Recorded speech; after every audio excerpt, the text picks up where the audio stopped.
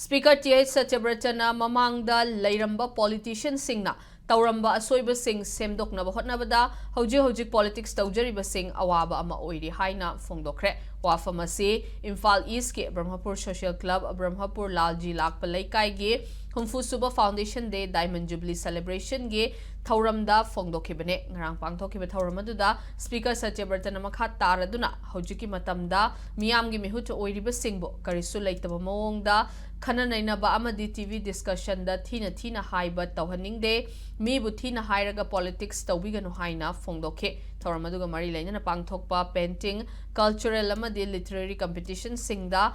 athoi ahen tarakpa mahairoi chahi asigi board amadi CBSE na loba class 10 amadi 12 exam da first division fangbangam khraba mahairoi amadi national sports event singda mana fangbangam khraba sanaroi singda mana piduna pukning thaugatke thauramadu da Brahmapur Social Club ki president L Laibak lay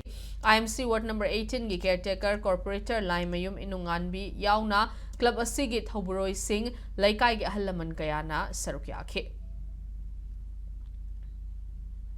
राजनीति तौबा politics तौबा है बसी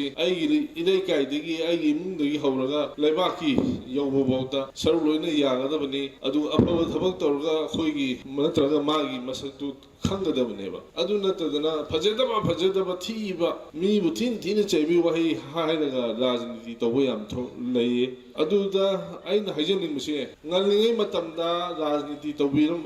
कांगबुदुना सोइरम मयामदुना फुगलकपददी होजि नौनो ओइबो खोइददी याम वारे अदुना अनौबो लाकदबसिंदसु